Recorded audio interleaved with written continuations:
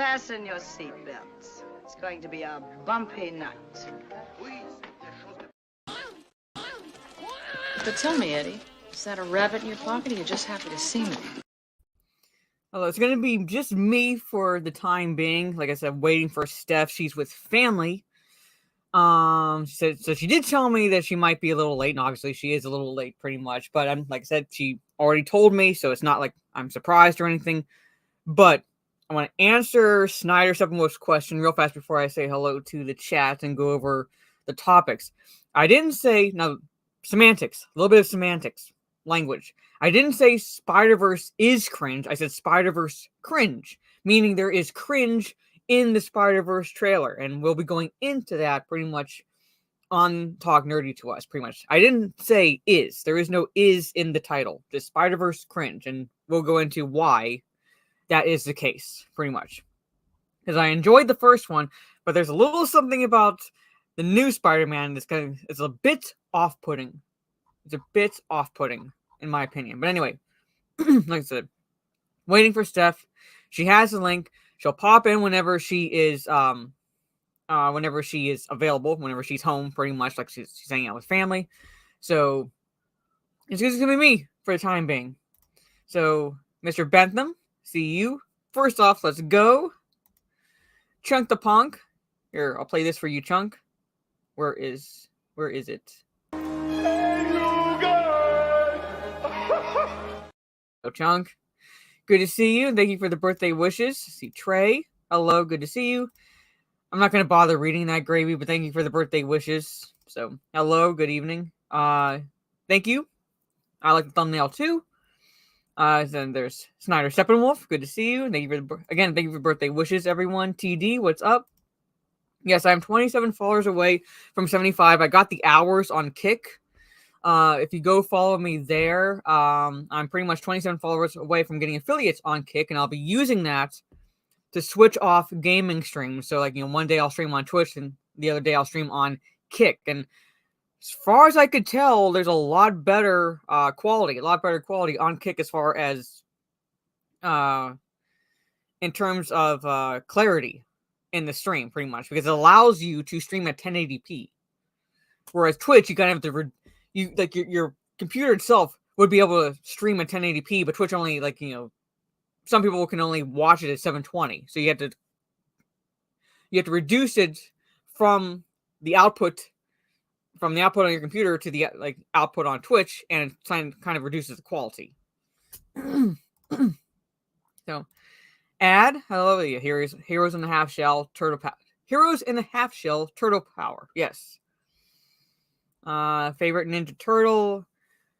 It's a tie between Raphael and Donatello for me. Naaman, Saldo, good to see you. Howdy. Yes, Raph was checking out the booty in the thumbnail.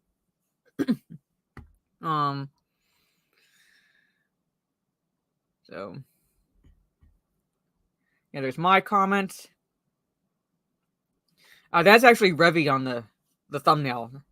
Revy from the anime Black Lagoon. There's a member message from Mike Hill. Has been a member for 16 months. Thank you so much. Currently watching Shazam! Fury of the Gods already on Prime Video, and it's only been out in theaters for a few weeks. Yeah. Pretty sad, isn't it? Pretty sad.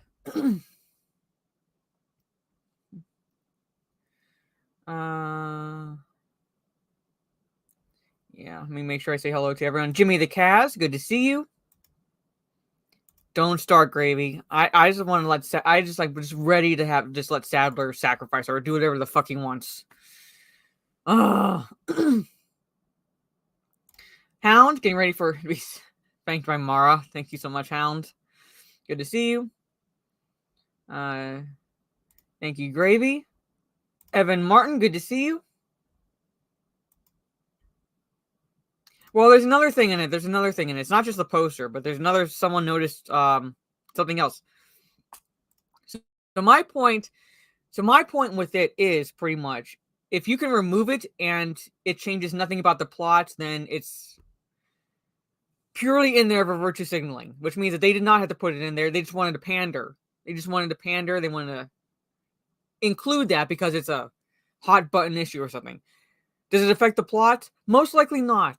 Most likely not, but at the same time, it's cringe. It's very, very much cringe. And, like, there's a little bit of an agenda behind it. Thank you, Evan. Good. Andy Masterson, hello. Thank you so much.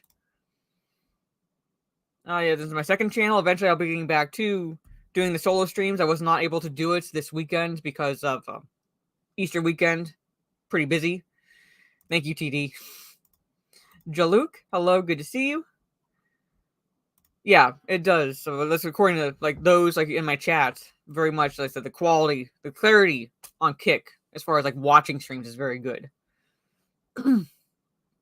Thank you. Raphael's your favorite. Michelangelo's your favorite. Awesome. Thank you. Good to see you, movie Metal Rock McDonald. I was watching online then. Super Mario Bros. I have not seen that yet, but from what I can tell, yeah, it's going to be. So I know I'm saying it's a bit off-putting. Like, you know, why did they include it? Like, there's a little bit of an agenda behind it. Hey, Vanya, good to see you. Aren't they reshopping Spider-Woman 2? They're doing some shit. This is my Twitch. Thank you so much. I was streaming on there today, like raging against Resident Evil 4. Although I am going to, what am I trying to say? I am going to like play that again. I'm going to play through that again on New Game Plus mode.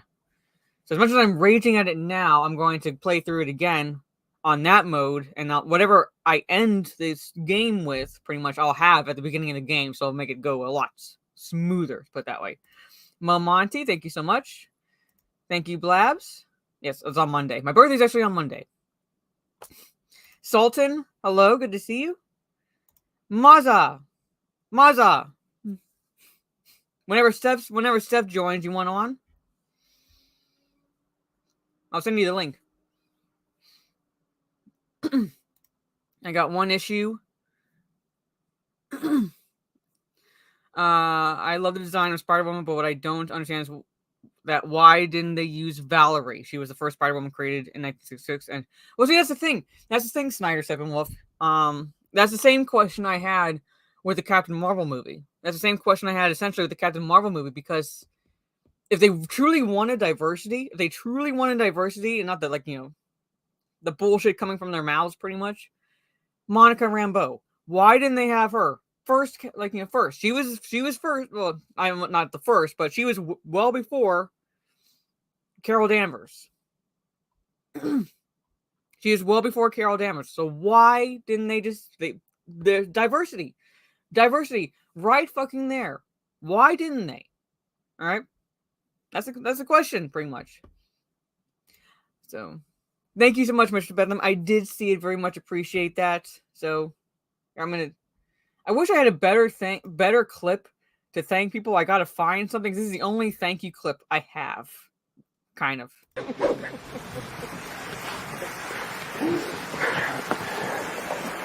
you. You love me. You really love me. It's like the only thank you clip I really have. I need another one. Easter's ruined, blame lethal. Like, don't we generally just do that regardless of the time of year it is? So, but thank you, Jaluk. Sean, hello, good to see you. Omaha, so happy Easter as well. I'll be also streaming on Easter on Kick, playing the original Diablo. Hey, Boss Hog, yes, Hate Raid. You know you love me. You know, ooh woo. You know you love me. Yeah, he is, Gravy. He is. Let's see. She's running late. She's with family. She already told me, so it's not like I was waiting for her and she just didn't show up, pretty much. But she's with family for Easter weekend. Yeah, they did Monica dirty. That's a question I had whenever they did that. Oh, I saw what they did with Flounder. I can read a map.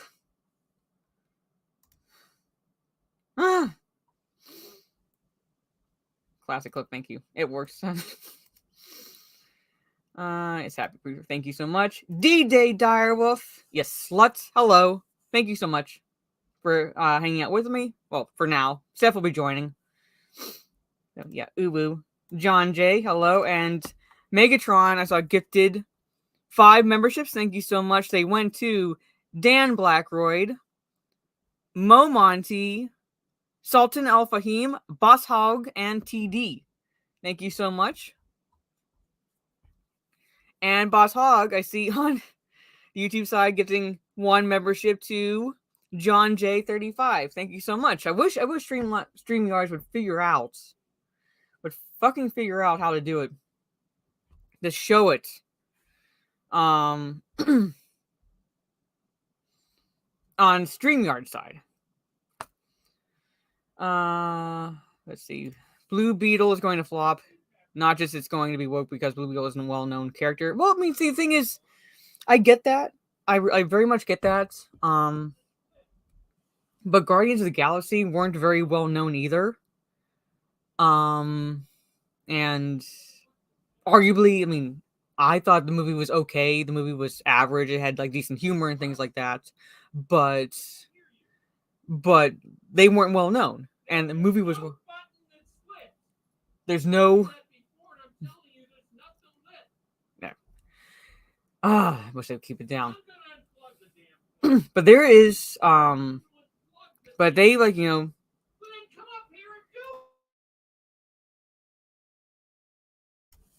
anyway, but they weren't well known either. They weren't really well known either. Iron Man wasn't really well known, like Megatron pointed out, wasn't really well known either. If the movie is well, then like does well, then it's not just because like he's not a well known character. I think it's going to flop because I think it's going to flop primarily because of the fact that you have a combination of pretty much the line Batman's a fascist left in the trailer. That's pretty much a deal breaker for most people. All right, that's pretty much a deal breaker for most people. Then on top of that, you have the director who has recently deleted the tweet where he wished for the assassination of President Trump. Now, it was from 2018, but he deleted it, which means someone's higher up made him do so when it got attention. Pretty much. So he deleted that, but he had no regrets. He had no regrets for either that or the Batman's a fascist line, because he acted like in my video, the shameless plug, pretty much. There's his tweets responding to some people where he's like, my job here is done, which tells me he believes that shit. All right. And then thirdly, Susan Sarandon opened her fucking stupid mouth, saying that her villain, Victoria Cord, who's like, I guess, inspired by an actual villain Blue Beetle had to fight. Her villain is the White Military Industrial Complex. So you have pretty much its unholy trinity. So thank you for the $5 super sticker, Gravy. And so it's like, do you have like those three things in a short span of time, and the movie's not even coming out until August.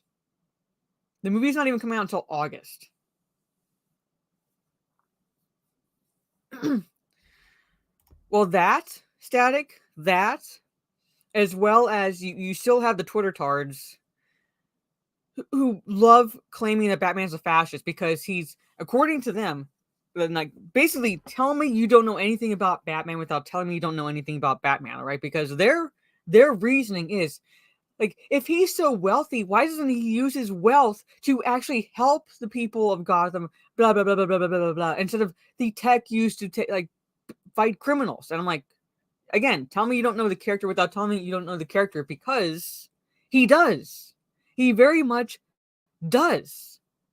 He does use his wealth. His own wealth, not taxpayer money or anything like that, but his own wealth, all right? Orphanages, schools, hospitals, all right? Pretty much, all right? And yes, he also uses his tech to catch the bad guys because they're criminals. You catch criminals. Like, they're not supposed to be out roaming freely, pretty much. And another reason they call him a fascist is because he beats up on criminals instead of helping them.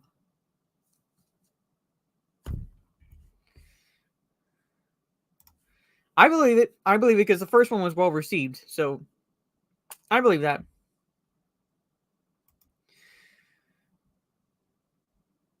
You see, the thing is, like, it also doesn't work from just a humor point of view, all right? Because generally, how a joke is supposed to work is you have the setup and then you have the punchline, pretty much.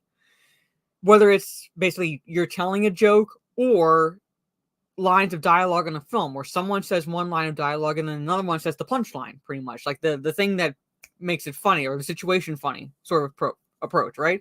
And I was saying this on one of my streams.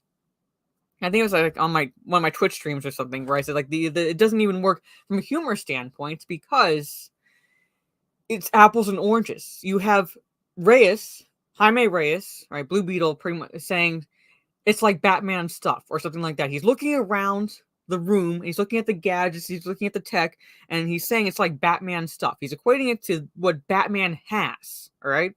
The technology, the gadgets, what he uses as being a superhero, all right? Okay. Nowhere in that is anything political. But then you have George Lopez, the fucking asshole that he is, saying that line. Might have been ad-libbed. I don't give a fuck if it was or not. But the point is, it was left in the trailer. It was left in the movie. It's gone through, it's gone through a litany of people watching this thing. So someone could have said something before the trailer was released, but they didn't. All right. But nowhere is anything like politics make any sense as a punchline to that. If that is how the scene is set up. All right. A punchline to that. Now, this is not exactly, I'm not pretending to be incredibly funny or anything like that. Like this would have been a better punchline, but at least it would have made sense in the grand scheme of things. And that is when Reyes says it's like Batman stuff, Lopez could have said, his character, Uncle Rudy, could have said something like, I bet he buys his on eBay.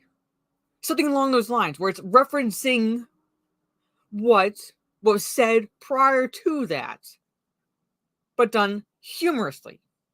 All right? Still pretty cringe, still out there, but set up, punchline. It works. Nowhere does it work with how it was set up, pretty much, in the trailer. But anyway, all right.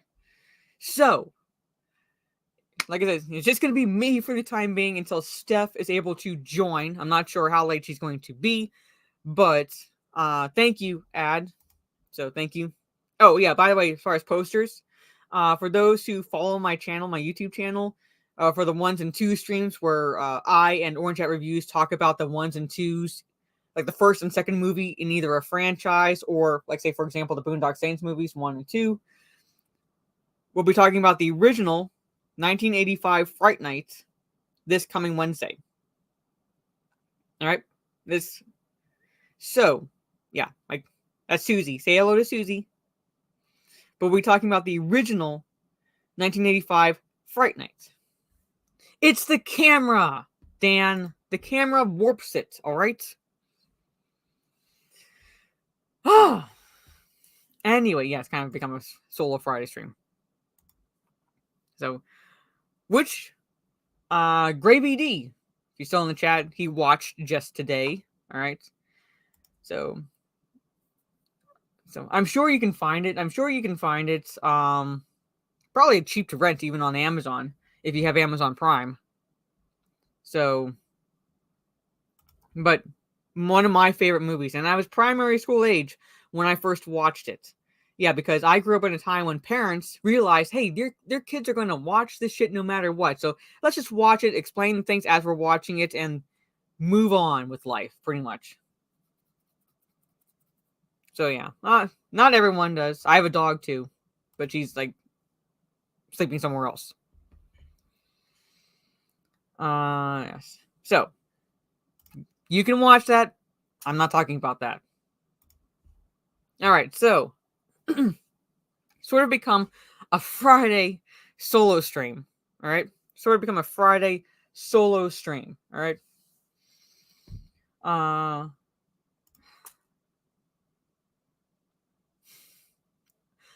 I'm like this close to just purposely failing Resident Evil 4 and just letting Sadler have her. I'm this fucking close. This close.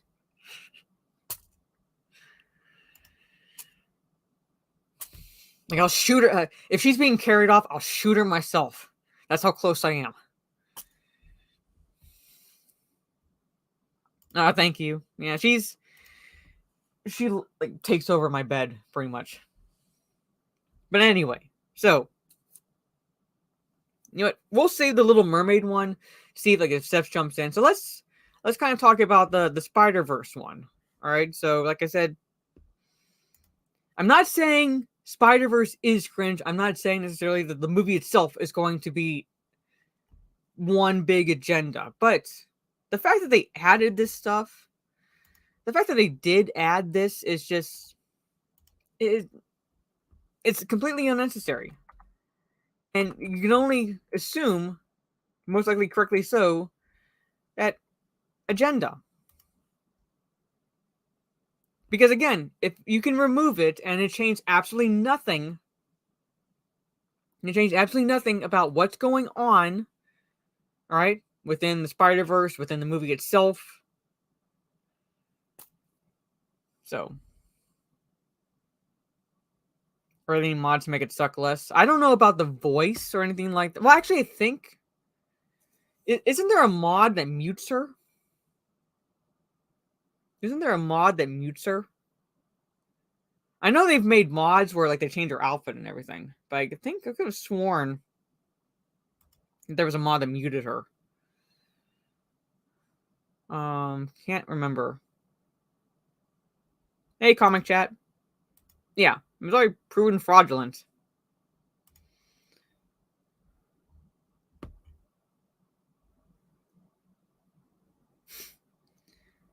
So happy Easter. It'll be Easter Sunday in 2.5 hours for me because it's 9:30 p.m.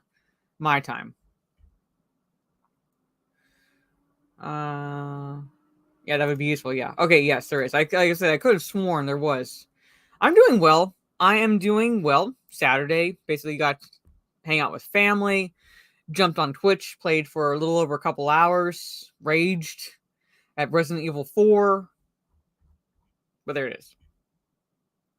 Yeah, we'll be going in. I think it's in this article, but we'll see. But yeah, there's. So. Yeah, 5 hours for you. Yeah. Is there a mod to make Ashley? No, God, no. I will get one of the family's guns and shoot my monitor if that happens.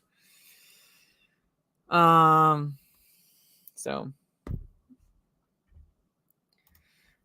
I disagree slightly because, primarily because all lives matter. All lives matter. So.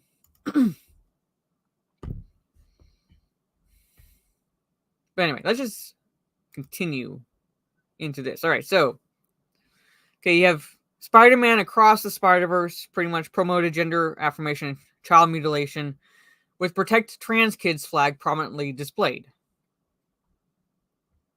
So at the 2:03 mark of the trailer, Gwen Stacy Spider-Gwen appears to be sitting in her room contemplating losing her friend, Miles Morales. In her room, above her door, is a transgender flag that reads Protect Trans Kids. All right, which is this.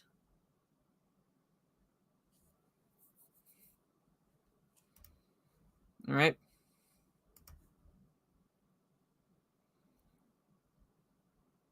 This flag is a symbol of gender affirmation and surgical procedures done to affirm an individual's misguided belief they are the opposite sex from what they were born. Okay, I'm not going to go into anything religious.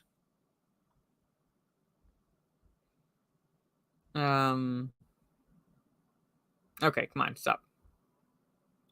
Not only does the trailer include a Protect Trans Kids flag prominently displayed in Gwen Stacy's room, but Miles Morales sports a Black Lives Matter sticker on his backpack at the 39-second mark, which is very ironic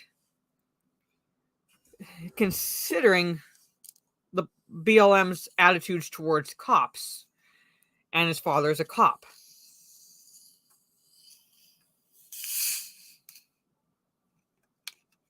His father showed that all lives matter.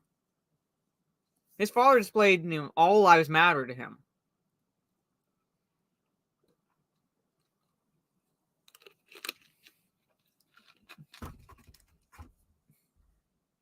They're both bad. All right? They're both bad. So I find that just cognitive dissonance. Because I remember the first movie. When the whole shit was going down. And like where that banquet's being held and things like that. Miles Morales had to fight Kingpin and so forth, pretty much. You had his father running in to save everyone, or try to save everyone. He doesn't see. The impression I got about his father is that his father didn't see skin color because he's a cop, and his first duty is to protect and serve.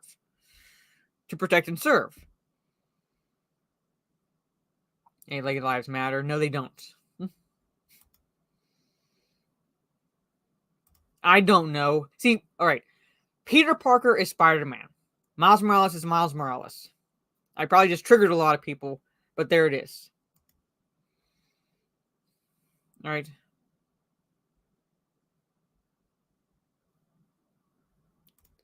Well, why are they saying? Well, why is it lives matter?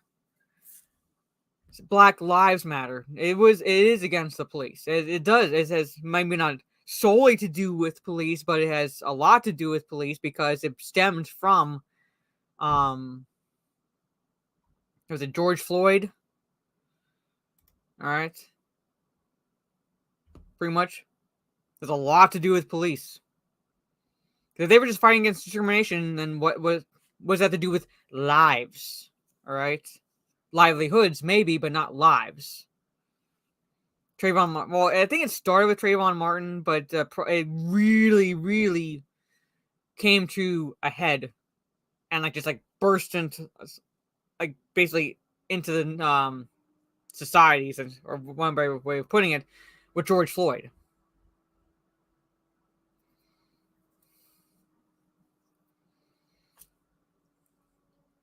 Miles Morales is Captain Marvel. Yes.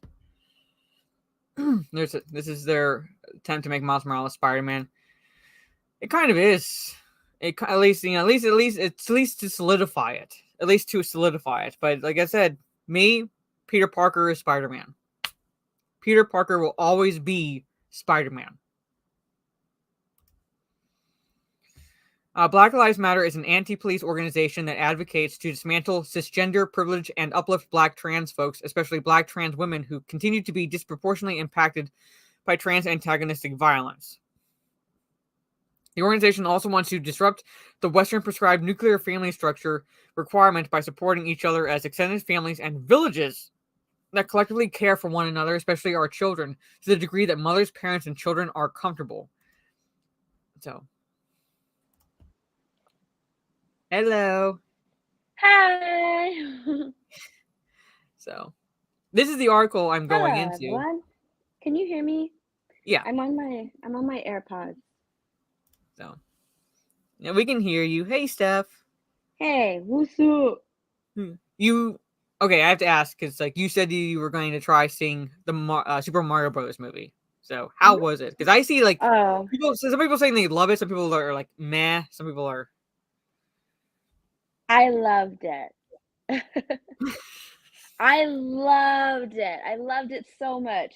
Why can't I see the chat? It's so weird. I can't see the You chat. should be able to. I'm on my phone. Okay, it might be different on phone. Oh, there it is. I see it. Okay. Okay. There it is. I loved it so much. I loved the movie so much. I loved the music. That's probably one of my favorite parts of the movie is the music. And I love I loved Mario and Luigi. Mhm. Their the whole brother dynamic. It's so, oh my gosh, I love them together. They have the best chemistry. My one gripe is that like I wish that they were together more in the movie. Um, and what else? God, the music though, the music just sold it for me. Halfway through, yeah, not halfway through, like a quarter of the way through, maybe even sooner. Like I know people were worried about Chris Pratt's voice. You can't even tell that it's him. Like there are some points when he's like getting hit and stuff where he goes, ah, like kind of like Chris Pratt, um, where I recognize it to be Chris Pratt, but I completely forgot. I totally forgot that it was him. But oh, I love it. And the animation. The animation is just gorgeous. The textures was just so amazing. Like on Bowser, you just see like every single mark on his skin. It's so awesome. I love all of the game references. Like, I've actually watched it more than once. And each time you watch it, you see something new, or you get a reference that you missed the first time. It's so good. It is so freaking good. I love it. I do have some gripes. One of my gripes is that Mhm. uh, Cranky Kong's voice is just way too high. It just doesn't match. It doesn't match the character. I hate Seth Rogen, and I hate Seth Rogen's voice. So listening to him voice Donkey Kong and not use like and just use his regular voice as Donkey Kong was kind of annoying. Like if you're going to voice this character, practically everyone changed their voice, except for Peach. But I mean, like, what are you gonna do? But Keegan Michael Key, who voiced Toad, he changed his voice for Toad. Chris Pratt changed his voice for Mario. Luigi, whenever Luigi yells, you can tell that Charlie I Day. can't Charlie. Yeah, you can tell it's Charlie Day. But when he's just talking, like you can't really, there's places here and there where you can tell he kind of changed his voice. But Seth Rogen, man, he like will not. Seth Rogen, yeah, he will not change his voice and his stupid laugh. Like I can't stand Seth Yeah. Rogen. I can't stand his laugh. Um, so I wish he like changed his voice for Donkey Kong and not just like Okay. did Seth Rogen being Seth Rogen. It's like Well, Seth oh Rogen's okay, yeah, always Seth Rogen, no sounds matter like, what he does. yeah, it's like, oh okay, so he was Seth Rogen as Pumbaa, sure, yeah, Seth Rogen, all right. So it's like he could have changed his voice a little bit. I don't know. Luma is really funny. Luma is good. I liked at the very end, after all the credits, we see Yoshi's egg break and you hear it. Yoshi, oh my gosh, so freaking cute. Toad though, Toad was incredible. I love Toad.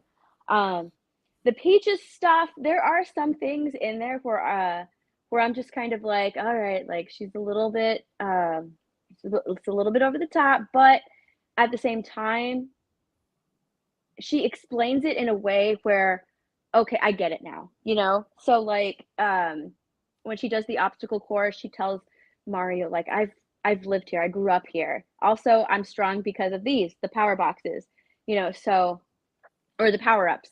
So, she has those abilities with the power ups. She's determined to save Mushroom Kingdom because that's her family. They raised her. She arrived there. They took her in, they raised her, and then they made her their princess. So she has a lot to fight for, and so she's not going to give up. So, like a lot of Peach's stuff is kind of explained with backstory, with explanation, which is good because sometimes you don't get that, right? They're just awesome to be awesome. Someone says I like them, and that's the audience. That's meant to tell the audience, hey, you're supposed to like this character. Whereas nobody says that about Peach. She just explains her story and explains why um, she's so kind of she's so driven to help her kingdom. So Jack Black is Bowser. Yes. Even Jack Black changed his voice for Bowser. Like it was so great. There are parts where you could hear Jack Black's voice, especially when he's singing, but it doesn't matter because that song. While I can't, I gotta tell you, whenever Jack Black sings, I don't like it, but here it works because it's just so funny. And Jack Black is another actor that like you can only take, at least for me, I can only take him in small doses. But him as Bowser, perfect. I absolutely loved it.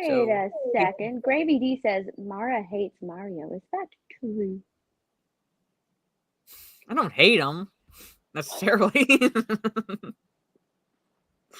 I don't hate him. So it's like,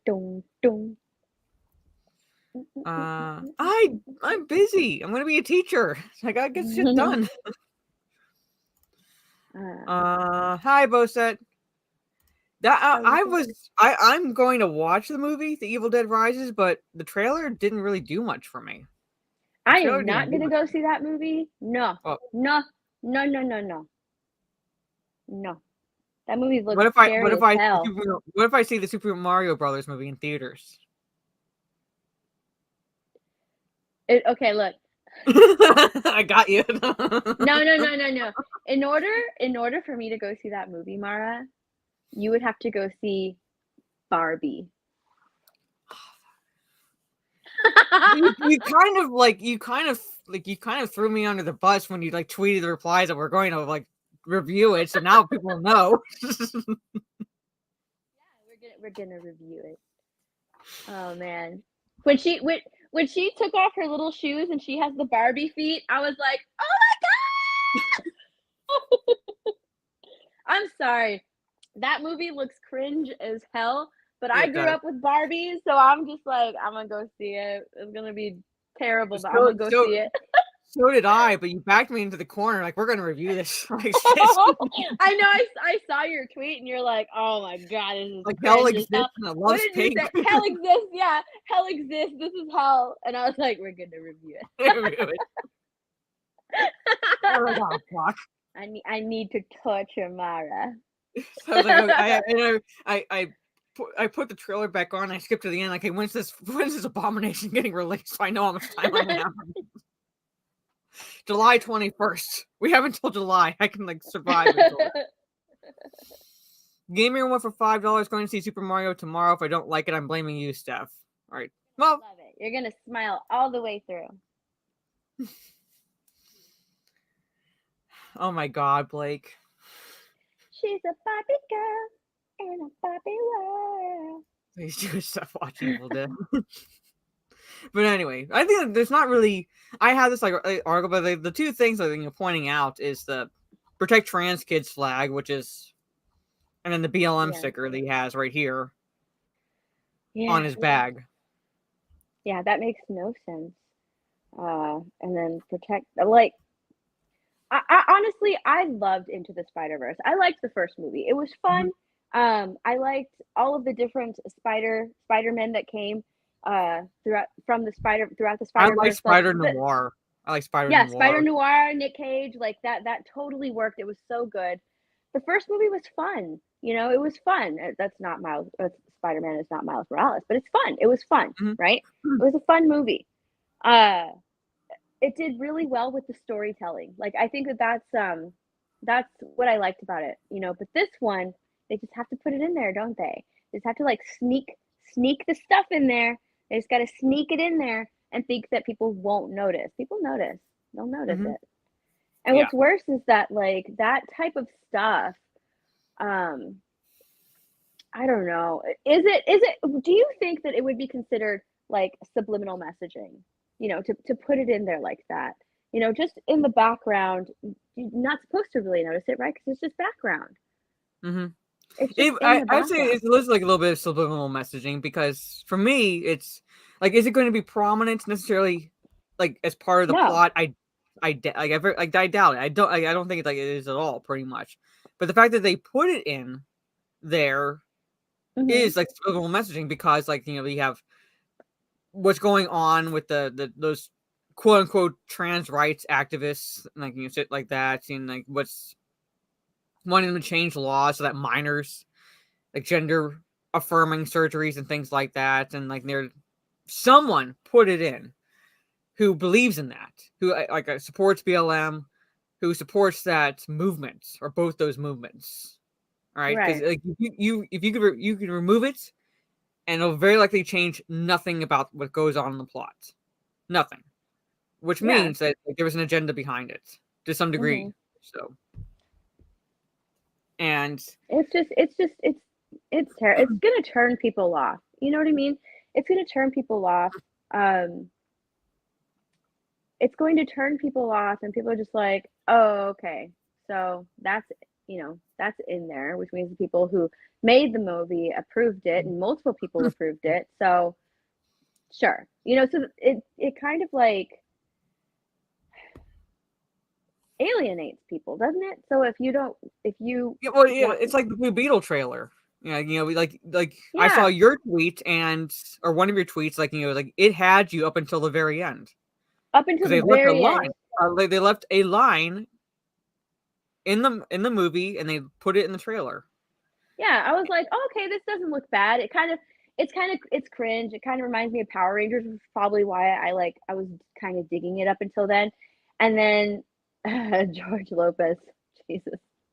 And Yeah, I the people know. that are saying like, oh, it's just a joke. It's a joke. Jokes are supposed to be funny. Yeah, What's the like if you have to punchline? tell someone What's it's the a joke, punchline there? yeah. If you have to tell someone it's a joke, then it's not funny. It's not a joke, pretty much. If you shouldn't Hmm. have to tell anyone because people can figure out if it's a joke or not. And that's what I was getting from people. It's a joke. It's a joke. And I'm like, then as I said to my chat before you jumped in, the joke is the punchline pretty much, and it's supposed to be harken back to the setup pretty much, which is what Blue Beetle says. Whereas it's like Batman stuff. So that's the Hmm. setup. That's the setup pretty much for the joke, and then you have the punchline with what Lopez says. Yeah. And in nowhere does anything political make any sense in terms of a punchline for what Jaime says. If it was a joke, it didn't land, and I'll tell you No. why. Because that trailer actually played before the Mario movie that I went to go watch, and George Lopez said that line. One person laughed, and I heard a lot of other people go, "Ah."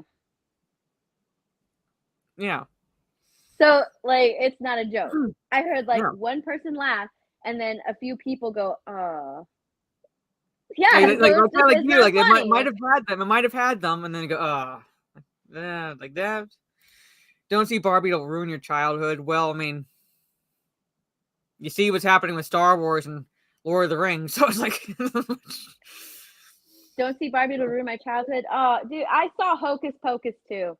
That was so sad. hey Tim, oh my That god, I really. can't believe you watched that. I really cannot I believe. had to. I had to. I love the first one so much. It's a tradition to watch Hocus Pocus on Halloween. And I saw Hocus Pocus 2 and I was like, okay, they look terrible. It's kind of sad, but I'll give it a go. Oh, it was it was it was tough to make it through that. It was tough. It was so sad. $5 super chat from Mr. Bentham. Thank you so much. Since they know it's popular because of the first film, they see it as an opportunity to push the political stuff. No Yeah. escapism allowed anymore. That's another thing, yeah, Mhm. because the Because the first first one was movie was popular. so popular. Yeah, because the first one was so popular, they're like, we're gonna make a second one, and you know what? We're just gonna put this in there because we know that people will be watching.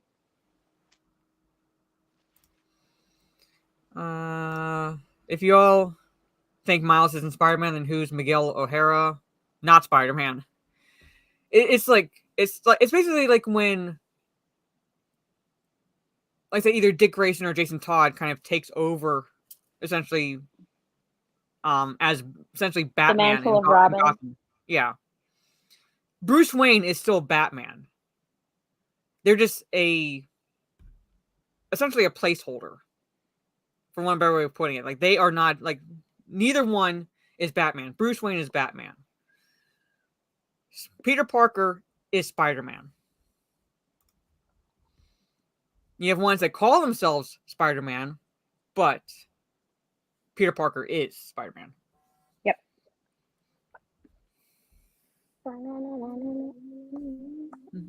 Yeah, so that's my bread. Like, Sam Wilson is not Captain America. Steve Rogers is Captain America. Sam Wilson just has the shield now. So, pay attention or pay the price. Words to live by. So, haha. But anyway, yeah, I'm saying, like, Dick Grayson took over but he was not Batman. Oh, did you happen to watch Doom That Came to Gotham? No, I didn't. Don't bother. It was Oh, like really? it was, in my opinion, and Trey will kind of back me up.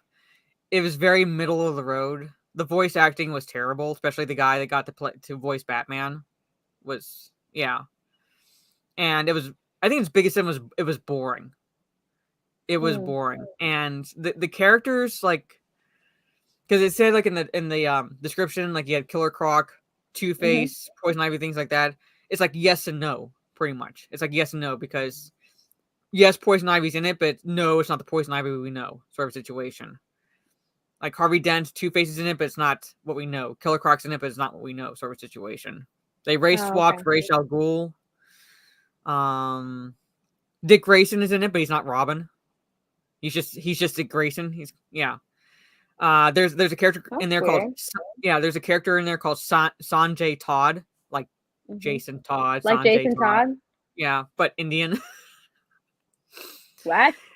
Yeah, and then there's a character called Kylie, who's like is gonna be like a discount Batgirl, Cassandra Cain sort of situation. Because she's left to watch the Batcave. Well, that sucks.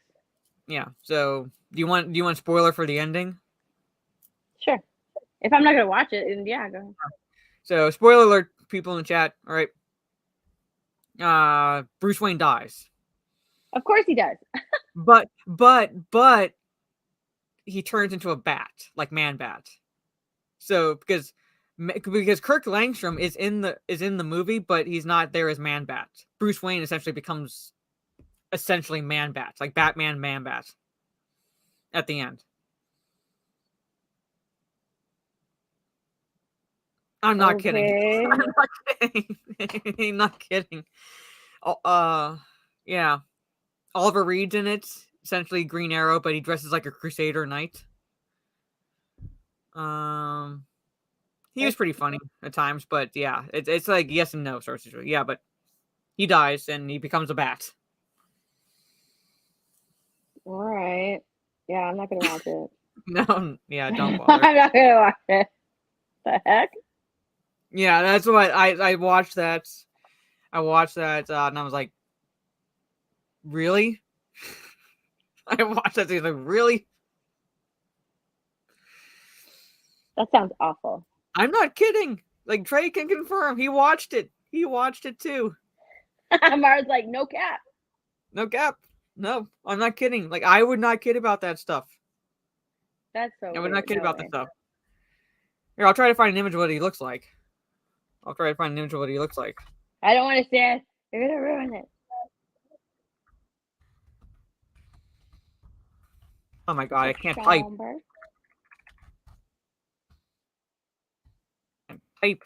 Snyder's like, nah, there's no way. They show.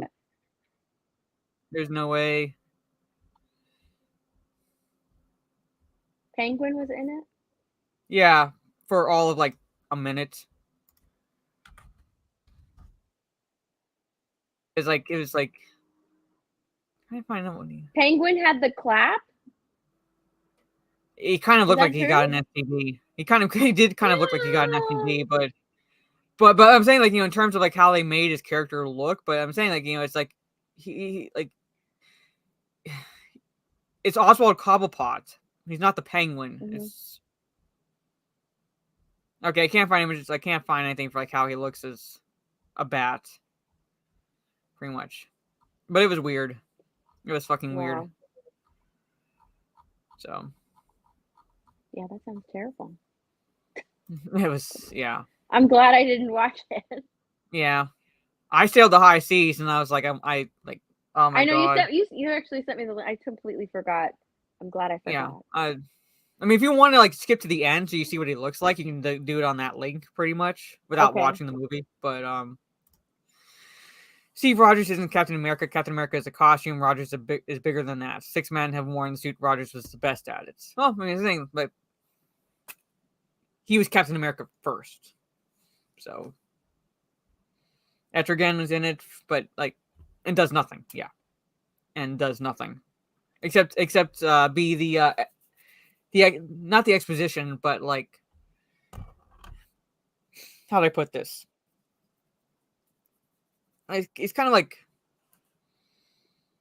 not a prophecy, but he comes in and tells Batman like 3 things have to happen before Gotham to be saved, sort of situation, and that's pretty much all he's good for. So he's Like wasted.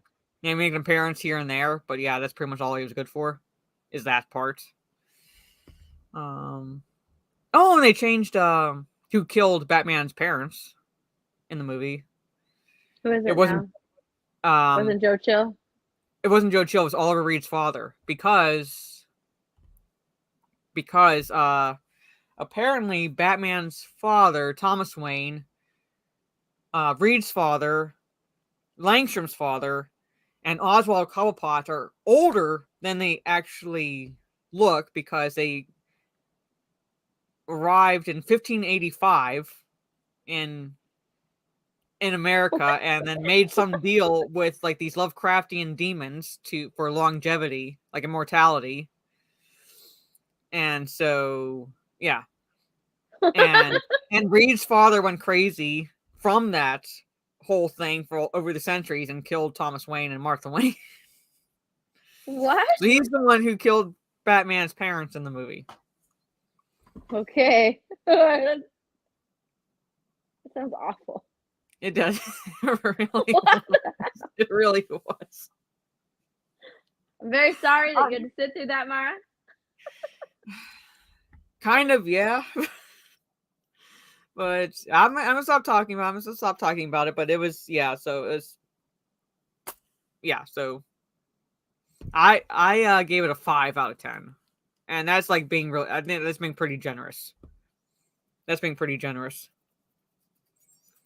All right, so I don't think there's anything more we can talk about this, but pretty much, it's like it's subliminal messaging, completely unnecessary to add these things, because it really serves no purpose to the plot. It's really just someone who's inserting their own agenda into the film, or their own beliefs into a film where it doesn't really belong, pretty much. Yeah. So, stop sharing that. But let's talk. I saved this one because I figured you want to talk about this as well. The Little Mermaid shits. I found the site for the screenshots that, like, what they're doing to the songs, what they're doing to the damn songs. Yeah. They're changing the songs. Yeah. Which, again, I'm like, did you bother watching? Where is it? I guess Prince Eric. Open. So there's a new song, like Prince Eric gets his own song, which is fine. Like, I'm totally fine with that. In the, they gave Beast his own song in Beauty and the Beast remake or live action, and I actually didn't mind it. I didn't mind the Beast song because the actor had such a good voice. Now the movie was but I didn't mind the song because he's a good singer, and throughout the movie we were just listening to Emma Watson like kind of like talk sing. But yeah, I think they're changing Poor Unfortunate Souls and Kiss the Girl. Yeah, Poor Unfortunate Souls and Kiss the Girl. For reasons like consent. For reasons like consent. They're probably changing Poor Unfortunate Souls, because the song is probably, I don't know, it'll trigger some people. Like when she says, you'll have your looks, your pretty face, and don't underestimate the importance of body language, right? Oh, no, you can't do that. No. So they'll probably change that. They'll probably change the part where she has the fat mermaid and the really skinny guy, and she's like, this one longing to be skinny, this one wants to get the girl, and do I help them? And she changes them into like gorgeous mermaids, So they'll probably end up changing that part too, possibly. That's what I'm thinking, because I'm like, what in Poor Unfortunate Souls would be sensitive to people, right? And like that would be sensitive, like, hey, why are you making it all about looks, right? Why is it all about looks? It's like people don't understand that like there has to be physical attraction first, which is looks. Yeah. When you start dating someone or something, or you're like wanting to date someone, like you're physically attracted to them first. So it is all about Yeah. looks initially. So they would say like, oh, that's like Trey, that they would say that that's fat phobic, right? Oh, you're Yeah, changing this fat mermaid into a beautiful skinny mermaid, right? So what else? In Kiss the Girl, like totally missing the point of Kiss the Girl. Like if they're changing it to include reasons like consent, they don't want Eric to force himself on Ariel. Excuse me, yeah. Hold on, let me see. I have something to say. Yeah, like there are some lyrics in Kiss the Girl because people have gotten very sensitive about the idea that Prince Eric would in any way force himself on Ariel, and that wasn't the scene at all. No, it's so funny because in Poor Unfortunate Souls, Ursula tells her, you have to get dear old Princey to fall in love with you. That is, he's got to kiss you, not just any kiss, the kiss of true love. She's telling Ariel what she has to do to remain human permanently.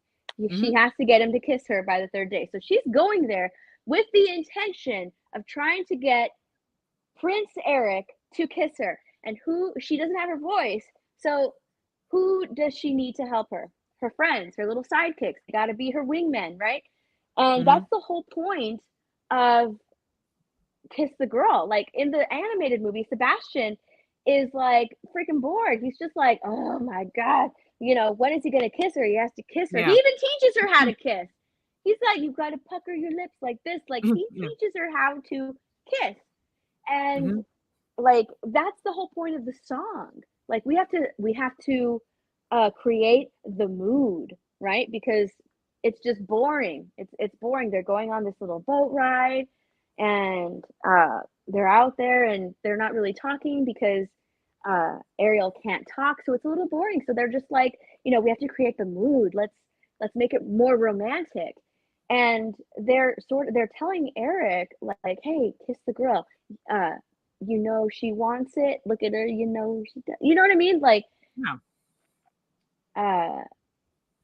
she wants to kiss him, and she even like puckers her lips and goes like this. And Eric almost kisses her, and then he's like, maybe not. Maybe not. Maybe she doesn't want me to, because he's not sure. And that's the whole thing. The whole point of the song is for her friends to whisper in Eric's ear and say, hey, kiss her. Like, she wants you to kiss her. And Ariel is all for that. She's like, yes. Because why? She wants to be a human. She doesn't want to be a mermaid again. She has 3 days to remain human. So, and remember that scene correctly, that he comes close to kissing her. Like she wants him to. He starts to kiss her, and then Flotsam and Jetsam tip the boat, stop it from happening pretty much. And that's when Ursula realizes that she has to intervene. Otherwise, she's going to basically lose what she wants, and that is Ariel pretty much. So, because that's when Ursula basically transforms herself into a human and uses her magic on Eric pretty much, which is like Ariel can't say anything because she had given her voice to Ursula in exchange for human legs. So I'm like at 6 years old, I'm watching this cartoon, and it's like, how hard is that for these people to understand? I'm like watching this at 6 years old. I understood what was going on. You understood. We all understand what's going on. At no point was I watching this movie and thinking, oh, Eric's like trying to force himself on her. No. Nowhere. He's not. Like at no point during that scene or in that song did I think, oh, this whole song is to manufacture a mood because Eric's the one who wants to kiss her.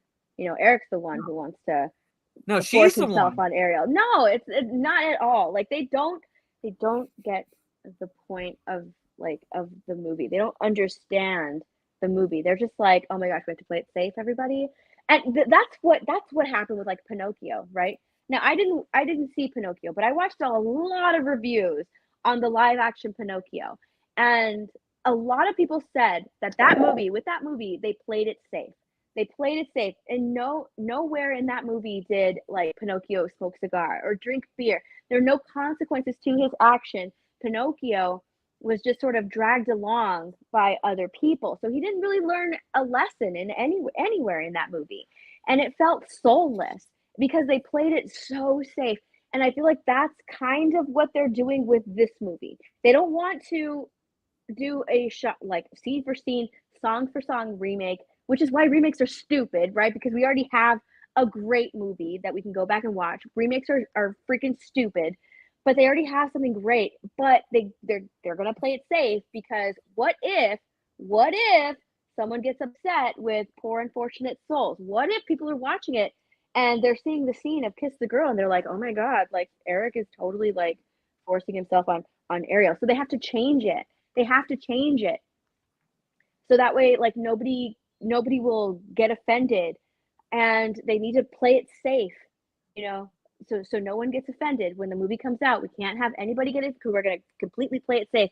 Well, guess what? People are already offended that you're changing an incredible Disney classic and making it terrible. $5 super chat from Mike Hill. Thank you so much. Since the Little Mermaid will also be in 3D, will Ariel eyes also pop out of the screen as well? It's referring to that meme. I wanted, and I see Donnie Pearson, hello, and Sean, and Troubled Cats. It's taking down Ashley Mods. Yeah, I saw that. I saw it taking down Ashley Mods. I'm playing Resident Evil 4, and there's this character in there that I want to shoot so badly. and Capcom won't let me. That's funny. But it's like I saw that picture and I knew it was a meme. But do you know that the ventriloquist comedian Jeff Dunham? Oh yeah, I love Jeff Dunham. Yeah, with Peanuts. There's like one of his yeah one of his skits where like Peanuts talking about someone with the lazy. Peanuts talking about talking to someone with a lazy eye, and he's like, which one? I don't know where to look. That one or that one. I wanted to find the clip of that and post it. Look at that eye or that eye. Like which one? Yeah. Oh my god! But like at the same time, it's like again, like it's like when Halle Bailey was saying something like how they're going to it's not going to be about wanting to be with the boy sort of situation. Like she's gonna she wants to do this because of blah blah blah blah blah. And I'm like, yeah, that's never been about that. Yeah. The original one, she was already, she's like, me going to the human world is not going to be about chasing some guy or something like that. There's more to it. And it's like, yeah, there's always been more to it. There's always been more to it. Ariel was already curious about the human world before she even laid eyes on Eric. Did you not? You sang your song in her little chamber of human trinkets, part of your world. She wants to be part of that world already. She's already longing to what do you call it? Walk around on what? Oh, her feet. Like she already flipping your fins, you don't get too far. Like she wants to already do that, and she hasn't even met Eric. She hasn't even laid eyes on Eric. She's already singing about being part of that world and already fantasizing about being a part of the human world. She thinks that, she fights. One of the reasons that she fights with her dad is because look at all these amazing things that she's found from the human world. She doesn't understand how a world who makes such wonderful things could be bad. She's that curious. She has empathy already for the human world and wants to learn more about it and be a part of it. Of course, it was never originally her curiosity. No, she originally would find these things and go see Scuttle because she had no idea what they were called. And it's like Scuttle because he was a bird and lived on land. It's like he's kind of like her go-to. Like, wait, what's this thing called? We know it's a fork, but he calls it a dingle hopper. Dinglehopper. Yes. Yeah. So like she's already curious before she meets Eric. And then she sees him and she's like, I've never seen a human this close before, because she's on the side of the boat and she's actually seeing everybody. I love that Scuttle looks at the dog and goes like, he looks kind of hairy and slobbery to me. Yeah, that's really funny. And she's just like in awe because that's the first human that she sees, and then she ends up like actually finding him attractive and liking him. And she has his big statue and is like, she never thinks that she's going to get up there. She never thinks that it's just a fantasy for her. She's still curious about it, but she doesn't really think that she's going to ever like be on land until Flotsam and Jetsam put the idea in her head. And she's so upset with Sebastian and with her father because they destroyed her cave of trinkets that Yeah. she defies her father, and she's like, you know what? Screw it. I think I am. I think I will go up to the human world. Mm-hmm. Yeah. You know, I think I will go and find this prince. It was never, she never really intended on going up there just for some guy. Like, never. Which is why it's so Yeah. stupid. Like, they don't, they watch it, or they probably didn't even watch it. They're like, oh yeah, I kind of remember it, you know? And they're just like repeating, at least like Haley is like just repeating shit that she's told. Like basically out of a playbook. That like, Yeah. it's like, it's like part of the marketing. Like you gotta like, like when you get asked this question, like, here's like the talking points pretty much that you gotta say. Mm-hmm. Hey Mike. Yeah. So there's just like, there's, what's up, Mike? Yeah, I'm convinced that people working at Disney now haven't actually watched the older Disney movies. Yeah, for sure. Or that, like, yeah, I watched it a long time ago. I kind of remember it, but they don't want to revisit it, because they're not actually interested in doing actual work and research. But they completely, if that's what they're saying that their movie is about, they're completely missing the point of Ariel's curiosity of the human world, and really why she goes up there. Yeah, and the original Little Mermaid is really not an upper. So, but at the same time, it's like it's she wants to be part of the human world. She's bored. She's, I don't want to say aimless, but like she feels like there's more out there. It's like essentially the call to adventure. It's almost like a little bit of a hero's journey in a sense within Ariel, like wanting, like driving her to want to explore the human world, and she knows that she can't do it, at least initially. Like she's basically accepted the fact, not willingly, but accepted the fact that most likely she would never be part of the human world because she's a mermaid. There's no way she could do it unless she had legs, feet. She's so curious about the human world that she puts that above everything else in her life, right? She puts that above going to rehearsal. Sebastian's so upset with her at the very beginning of the movie. He's like, oh yeah, your daughter has a beautiful voice. If only she'd show up for rehearsals every once in a while. She never shows up to rehearsal because she's constantly just out there looking for human stuff. Even when her dad gets mad at her, he's like, you went up to the surface again, which means she's done it multiple times. He's like, Ariel, how many times must we go through this? When am I going to get through to you? The human world is not, you can't go up there. They're mindless. What is it called? They're mindless something, harpoonish fish eaters. Like, they don't go up there. It's dangerous. So like Ariel is, she's incredibly driven by curiosity. She's driven by curiosity of the human world because she knows it's up there. She collects all the stuff. It was never about like some dude that drives her up there. No. No, like he straight up hates humans. Like he at one point says, like, do you think I want to see my daughter snared by a fisherman's hook? Like he's like everything that could possibly negatively happen. Like, it's in his mind, and why he doesn't want her to go up there, wants to keep her underneath. And right. And when she finally sees her first human happens to be Eric, she's like fantasizing about it, and that scene with her sisters where they're all like in the bathroom or in their dressing room, I don't know where they're at, but she's like la da da da, and she's like, she puts a little flower in her dad's hair, and her sisters are like, oh, she's got it bad. Like, Ariel's in love. Like, she's like living in her little fantasy world because she knows she's not going to go up there and see Eric. She knows that. She knows she's not going to go up there, but she's living in like this little fantasy world. She's imagining herself with Eric. Yeah. I don't think we do. Not really. So. Ariel's mom. I actually think that someone did get cast as Ariel's mom. I wonder. Okay. I wonder. This is what I wonder, because you never hear anything about Ariel's mom in the original. In the original Disney movie, in the animated movie. But I think that there is someone cast as Ariel's mom in the live action, and I'm wondering if she's going to die by some fish eater's hook, and that's why King Triton has such an animosity towards humans, towards the human world. Like I'm actually wondering if they're going to do that. Yeah, if they do that, it's gonna be really stupid.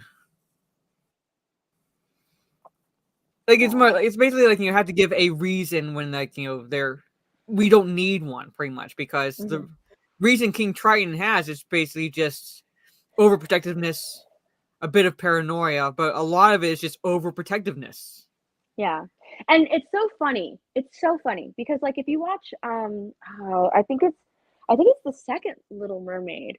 I'm pretty sure it's the second Little Mermaid. If you watch the second Little Mermaid, Ariel ends up becoming her father, and she has a daughter, Melody, who inherits her curiosity and wants to go and like see visit the ocean world. If you watch that movie, like Ariel ends up putting a wall around the ocean so her daughter can't go in the ocean because Ursula's sister comes and she like places a curse and vows to like kill Ariel's daughter because they killed Ursula. I'm pretty sure that's the second one. And so it's really neat to see like how the movies progress because Ariel ends up becoming her dad. Like she tells Melody, like, you can't go down there. Don't go down. It's dangerous. You can't be there. And Melody still finds a way to go into the ocean and collect stuff from the ocean. And she's curious just like her mom. It's so cute. It's really, really good. It's really good how like the storytelling continued throughout Ariel's throughout like the Disney movies. It's like a straight to DVD movie. But I liked it. It was good. I wonder. I liked it and it was good. But it was, but like that just goes to show you like the storytelling with The Little Mermaid. Like it's still really good. Just like the storytelling with Cinderella. Like there were multiple Cinderellas. I think the third movie was probably my favorite one. I think it was like a twist in time. It gave the stepsisters more depth, right? It gave the stepsisters more depth and the mom is more evil. That movie was really, especially Anastasia, that movie was so good. And it gave Cinderella more depth as a character too.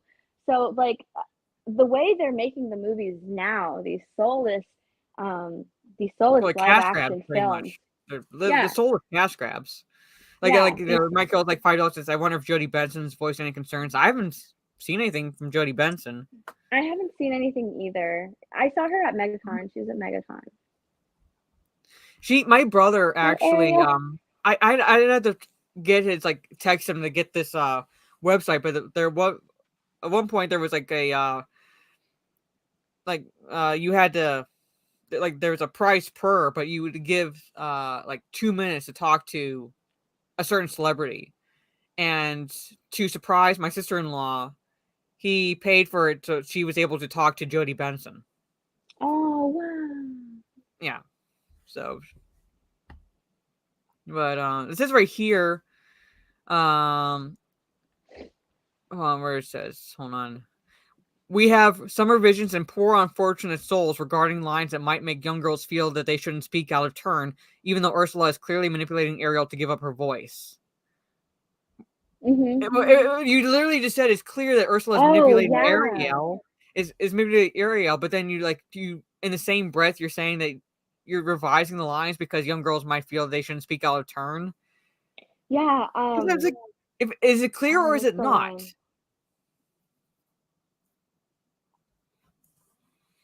What's the line? I'd have to look at the lyrics to it, but I'm like, is it clear or is it not? Because if it's not clear, then yeah, they're going to think that way. But you're saying even though Ursula is clearly manipulating Ariel. Because it said like she says in the song, I'm trying to remember the lyrics. But she says like no one likes a girl who talks too much. Basically, she's basically saying that in the movie. No one likes a girl who talks too much. So let me see if I can find the lyrics.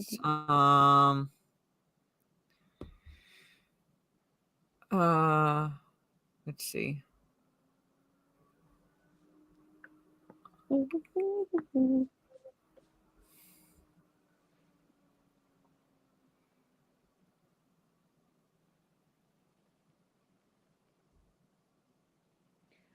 Yeah, it says you have your looks, your pretty face, and don't underestimate the importance of body language. The men up there don't like a lot of blabber. They think a girl who gossips Girl is a who gossips bore. is a Yet bore. on land is much preferred for ladies not to say a word. And after all, dear, what is idle What is babble I go for? babble for? Yeah. I mean, clearly manipulating her because it's right after she It's says it's we all haven't about discussed the subject of payment. I'm not asking much, it's a token, really, a trifle. What I want for you is from you is your voice. She's literally yeah. after she said, I want your voice, and she's convincing her, hey, it's not gonna be so bad. They don't want like you to talk so much up there. Like she's Mhm. clearly She's manipulating a young child because Ariel's 16 in the yeah, she's movie, right? 16. She's She's not an adult, she's 16. a child. So she's trying to, as an adult, manipulate Ariel into giving her voice, because she knows Ursula knows that she will do anything to win, right? She wants King Triton's trident. That's what she Yeah. wants. So she wants to take down King Triton, and she's going to do that through Ariel, Mhm. and so she knows that's why she's watching while Ariel's on land. She's watching her. She knows that they're about to kiss during Kiss the Girl.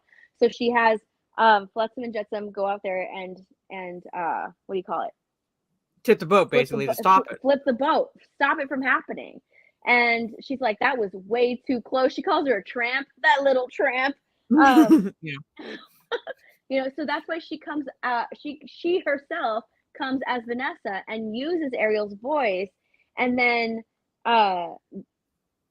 what is it, hypnotizes Eric into Yeah. marrying them, because she's gonna get, like, Ariel's gonna lose, and she's going to use Ariel to get to King Triton, and it works. She ends up getting Triton's trident.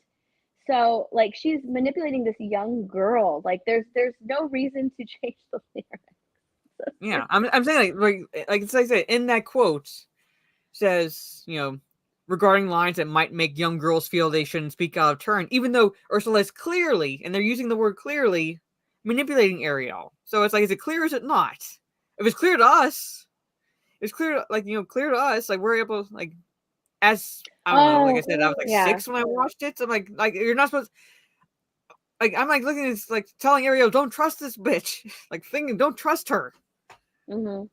You're supposed to be watching the movie and be like, no, Ariel, don't do it. Oh my God, what is she doing? You're supposed to be watching it like, you're making a terrible decision right now, girl, run away.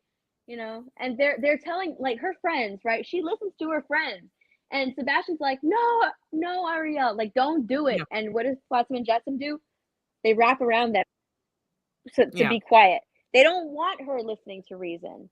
They don't No. want someone to tell her, no, don't do this. This is not a good decision that you're making. They don't want her Yeah. listening to reason. They want her to be manipulated by this villain because she's a villain. This is a villain, right? iDog Yeah. said this is how we get a movie like Cruella where they make a dog killer sympathetic. Yes. Like, this is a villain. She's a villain. Disney has their Disney villains, and Cruella de Vil and Ursula are part of that. Like, this is why they are villains, because they will do anything to get their way, including manipulating a 16-year-old kid, and going through them. She doesn't care. She doesn't give a shit what happens to Ariel. She doesn't care about her. All she wants is power. She wants to be the powerful and the queen of all the oceans. She wants to command the sea, and she will do anything to get that power, the power of the trident. That's what she wants. She will go through this 16-year-old girl. She doesn't give a shit about her. She doesn't care about her. She'll go through her and manipulate her so that way she can get to and hold her hostage to get to King Triton.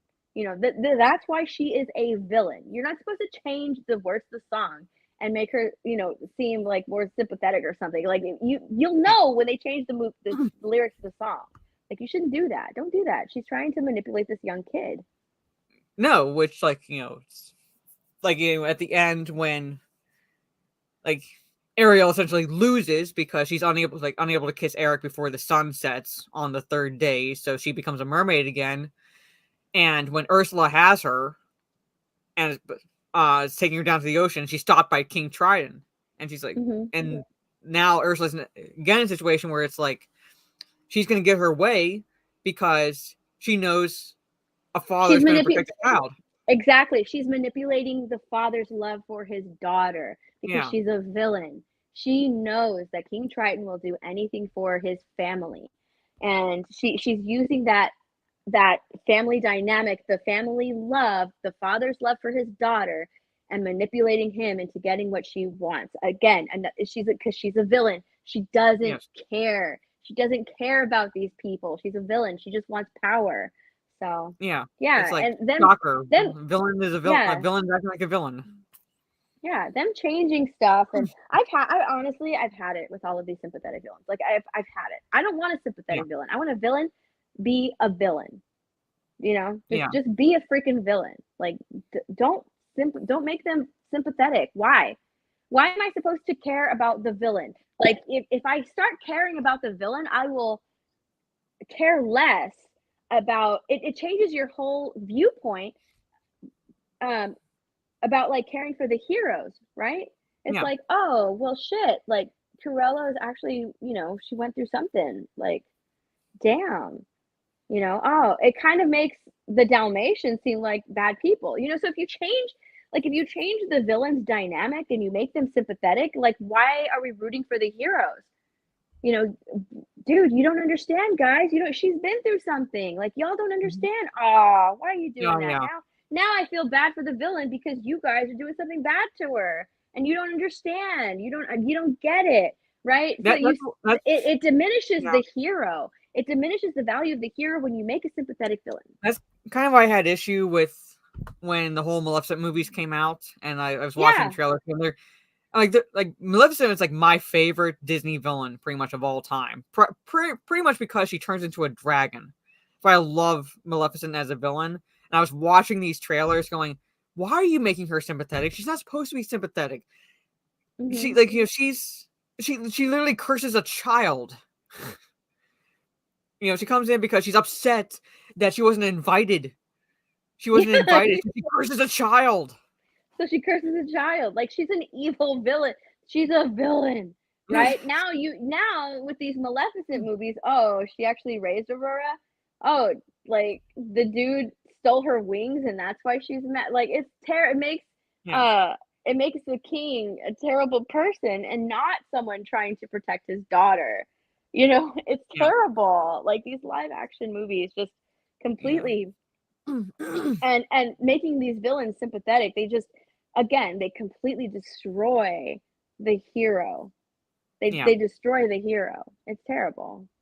And $2 super chat from Mr. Bentham says can't have proper villains anymore except white males. Yeah, pretty much. And Hmm. consider that payback, Trey, because I sent him an article talking about like it was a CBR article with like these top 10 problematic villains, and I'm like, shocker, they're villains, pretty much.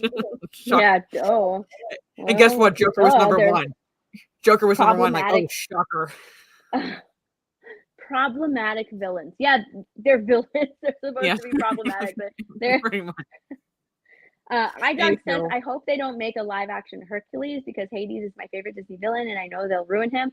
It's coming. I think they are doing that. They're making a live action Hercules. They're also making a live action Lilo and Stitch, and they've already cast the part of Lilo. I hate that. Like, I don't want a live action Lilo and Stitch. Like, Lilo is so freaking adorable. I love that movie. Stitch as yeah, I have a small this alien, clip. like with a huge mouth, kind of like Pac-Man. Like, it's so cute. That movie is adorable. You don't fucking need to make it live action. And the fact that Moana, like, it's not even 10 years old, is it? Like, that movie is so It was like it's relatively new. 2016. It's like 7 years old, pretty much. Yeah, that movie is not an old movie. And they're already doing a remake or a live action Moana. Like, what are you doing? What But is this is the going only Stitch we on? need. This is the only Stitch we need. How? That's the only What Stitch we is need. going on? It's terrible. They're basically bereft of any creativity, pretty much. Yeah, they are. Yeah. Finally, though, they're finally coming out with I think a live action Princess and the Frog. I think I saw that article somewhere that they're coming out with a live action Princess and the Frog, which is funny, right? Because it's like, hey, you're race swapping these characters, but like you got Tiana over there. Why aren't you making that movie? Huh? Yeah. Disney, why aren't you making Princess and the Frog? Why are you just race swapping characters? You have an original character. You have Tiana. You got Princess and the Frog. Why aren't you doing it? Why aren't you making that movie? Oh, wait, what? What? Is it because you don't see the value in her character? Oh, okay. I see you. Yeah, All pretty right. much. Pretty fucking much. Kevin Sorbo's the only Hercules. I enjoyed the animated Hercules. I enjoyed it for what it was. I like the animated one. I like it's good. I like the song. And that I will go the distance. Michael Bolton song kept playing on the radio. I am on my way. I can go the distance. God, those songs are so great. Mm-hmm. Those songs are so great. But yeah, I will be terrified.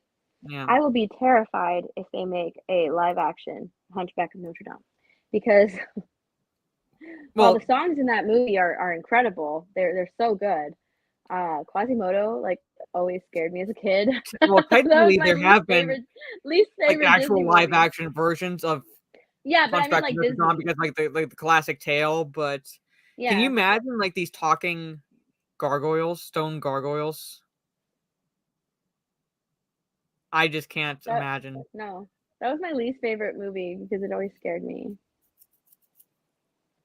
I think I watched it once, and I don't really remember it that well. So that's all. But I mean, like technically, there was cast Christina Hendricks as Tiana. Yeah, that like been fitting. Redheaded white woman cast as Tiana since they always get rid of the redheads. But anyway, so in conclusion, Disney remakes are terrible. Yeah, pretty much. So there's one thing I did enjoy about the Hercules, the rocks to Hercules, and that is they kind of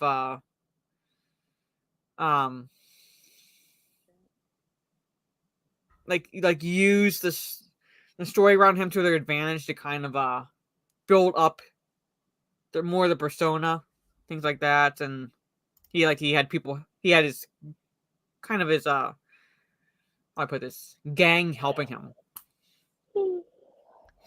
But anyway, there's basically I like the music of the Hunchback. Yeah, some of Disney has like no creativity whatsoever. And the only other article I had was, we don't really have to get into this necessarily, but I've been playing Resident Evil 4, and it's been in the news because of what's been going on. Well, not what's been going on, but like the narrative around the voice actress who voices Ada Wong's character. And I and others have pretty much said that her voice acting is terrible. Not a personal attack against the actress herself, but her voice acting was terrible, pretty much. We did not buy her as Ada Wong. And so the narrative is basically, obviously it must be because like people are racist because it's voiced by an Asian woman. Of course. Oh, of course. Yes. Of course. I'm sure that people probably like didn't even know what she looked like. They were just listening to her voice. Yeah, I'd say that, yeah, most people, like, unless you watch the Welcome to Raccoon City movie, which I did not, you would not know what she looks like. So you're just hearing her voice.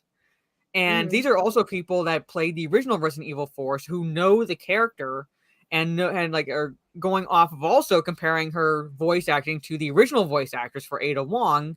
And they're going, the original was a lot better. Because you not only have to buy this person is voicing the character, but also she has a chemistry with another character, Leon. All right, so they have like a flirtatious banter, and you like look at like Resident Evil 4 cutscenes or Resident Evil 2, and you like look at this remake that I'm playing, and there's like no it's night and day in terms of chemistry. Like there's no chemistry that you're buying between these characters at all. It's like she's reading literally from the script. She's not acting. She's just reading the script for the lines. But of course, the gamer in a Shade King, she's the gift that keeps on giving, is spinning it that it must be on. Where does she write it here? Where did I see it? I try not to read these articles as much as possible because they give me. So they're saying that like she's not doing a bad job. She's not a bad actress. Just Yeah. the fans are just racist. Yeah, basically just the fans. It's like the fans are the problem. Of course. Where did I see? Of course. When will they stop with that? Seriously. Like, Yeah. do they not realize like, oh, hey, these fans, these people, Oh, they these fans actually invest right here. in your product. Yeah, like right there. Did fans believe they had a right to voice their displeasure because a woman of color was behind it? No, they had a right to voice their displeasure because they bought it. They bought it, and so they're reviewing it. Like, how come critics can be critics and not be like, oh shit, critics are review bombing. Oh shit, critics are hating this movie because they're racist, right? The critics are tearing Super Mario Brothers. Nobody's saying the critics are tearing Super Mario Brothers down because they fucking hate Italians because they're racist. Like, nobody's saying that. Why can't, if we invest our time and our money and like our just invest ourselves into a product, why can't we voice our displeasure when we see something that we don't like? Why can't we talk about it anymore? Why can't we just say like, dude, this fucking sucks? You can't do that anymore. You can't do that anymore. You can't say like, oh shit, this character sounds terrible. She doesn't sound like the real one. She doesn't sound like how we know her. She's actually doing a really bad job. You can't say that anymore. Or else, oh my God, it's like these people are taking what parents say when we're like 5 years old. If you can't say anything nice, don't say anything at all. But they're taking it to like this like extreme, pretty much. Where no, like what they're saying of it is like you can't say it because it's not nice. Like yes, what they're saying is like you should be grateful. Okay, you should be. They're basically saying like we made this for you. You should be grateful that you're even getting this. You should be grateful that we're creating this stuff for you. Like, why aren't you cheering us on? You should be great. Like, they are that high up. They look down on people now. They look down on the fans now. They're just like, dude, we're creating this for you. Why aren't you fucking grateful? Why aren't you congratulating us? Why aren't you applauding us? You should just be doing that. And like you can't voice anything because they just completely, they don't care about you. They don't care about the fans, really. They really don't. Not anymore. I equate it to like it's like if they were beating you with a lead pipe. Like constantly beating with a lead pipe and then change to a wooden bat and say, "Aren't you glad I'm not beating you with the lead pipe anymore?" Like, no, you're still beating me. Like that, it's like that mentality, pretty much. Like, aren't you glad? Like, no, we're like, it's not like you're not making this like you're not performing a life service or anything like that. You're not a life-saving service because you are like voicing a character that people grew up with. Pretty much, you're not. You're playing a part, and we're going to criticize how you play the part because we have to buy this character. We have to buy the relationship this character has with other characters, and if we can't, we're going to criticize it because that means you're not doing your job. It's like when Ian McKellen was cast as Gandalf, right? People were like on the fence about it because he had been playing Magneto. People knew he was a good actor, but they weren't sure if he'd be a good Gandalf in Lord of the Rings. And now you ask people to kind of describe Gandalf, and they pretty much describe Ian McKellen because he embodied the role. We believe him. It's the same with voice acting. You have to embody that role. We have to believe that this is a character on the screen. If we don't buy it, we're going to be critical of it. Yeah. But God forbid, pretty much. Honestly, if you should listen to those criticisms. They should want to constantly be improving their craft, right? Because isn't acting is their craft. Yeah. They should be wanting to constantly improve their craft. Not come on board and be like, oh, here you go. Oh shit, I did it wrong. Okay, how can I have improved? But no. Mm-mm. Yeah. They want you to change, not them. Yeah. Or stay silent because we have to appreciate that, like, whatever shit they give us. $550 super chat from Albert. Thank you so much. I will say it's a little hypocritical to complain about race swapping, but then be okay with Tom Hardy as Bane when Bane is a Mexican crime lord. I don't like Bane. I don't like Tom Hardy's Bane. I make fun of him all the time. Oh, I couldn't understand a damn thing he said in that movie. Yeah, like yeah. when I initially watched it, I was like this. I was like in the theater. I was like, can we put subtitles on? Because I can't understand this asshole. What's he saying? Because like, and again, I also don't buy him as Bane because he was shorter than Christian He's Bale. shorter than Bane. Yeah, he was shorter than. Yeah, he wasn't a big. I'll give Tom Hardy credit that he bulked up for it. I was like, okay, Yeah. he bulked up for Bane, but that's about where it ends. Like that's it. That's it. That And was it. I was like, and he's a white guy. We're critical of that. We're critical of his voice. We're critical of like the fact that like we don't buy him as Bane. no. That's the only thing I like about it. It's like, okay, well, Tom Hardy at least bulked up for the role. There you go. But no, I make fun of Bird. Yeah, like then it's like I can't even do it, but I was born in the darkness. Oh yeah. Molded I was born in the dark. Molded bird. God damn! I was like laughing when he said that line. I'm like, I know that's really His funny. fucking mask. His mask. Oh my god. No. No. It is an actual name for a ship, but not her ship. Can we talk about Lethal Lightning? I just want to congratulate Lethal Lightning because all of his wishes are coming true. Yeah, Ray Bay Ray is Bay's back. coming. His Ray Bay. Like he is the biggest Ray Skywalker simp. He calls her Ray Bay. He is over the moon, happy, excited that Ray Bay is coming back. I mean, if you look at his timeline, like he's just hearts everywhere for Ray Bay.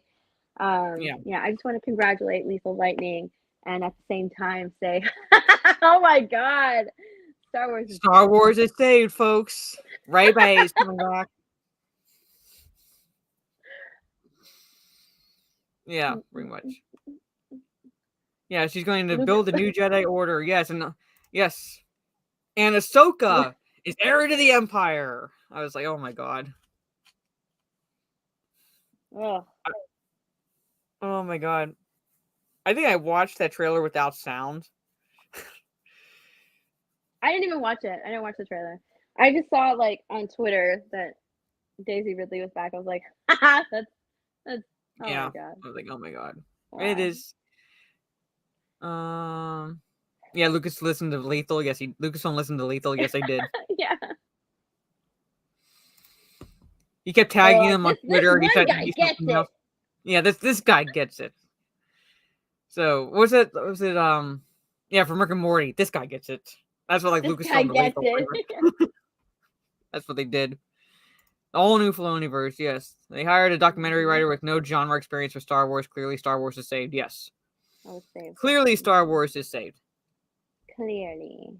And $2 super chat from Wicked Virtue. Thank you so much, Wicked. Happy early birthday, Mara. She says so. So thank you, Wicked. Mara's birthday. I'm nearly done with Resident Evil 4, Wicked. Just again to reiterate, you can't shoot Ashley no matter how much you want to. But technically you can. If she's being carried away and you shoot her while they're carrying her, because I've shot her 3 times accidentally that way. Wicked back. Hey, Wicked back. Yes. But the game, like if she's in front of you and you go to point your gun, the game will literally snap your gun back up like this. Like Capcom was like, no, you will not shoot this character. She's annoying. Yeah. Yes, I said it accidentally 3 times. I realized you can shoot her that way, but you can't do it any other time. So, but anyway, all right. So that's really that's the gist of this article, pretty much. Is that we're either sexist or racist because we're racist in this case because we're criticizing this voice actress performance in Resident Evil 4. Pretty much. Well, if you So, don't criticize, how will they know to improve? well, see, like we grew up on like understanding constructive criticism, pretty much, Yeah. and like the whole point of that is the constructive part, and that is to figure out what you did wrong so you don't do it again, and then improve. And then pretty much. improve. I mean, shocker. Whoa. Shocker. It's not that we're being mean. Okay? It's not we're trying to hurt your They feelings. take it personally.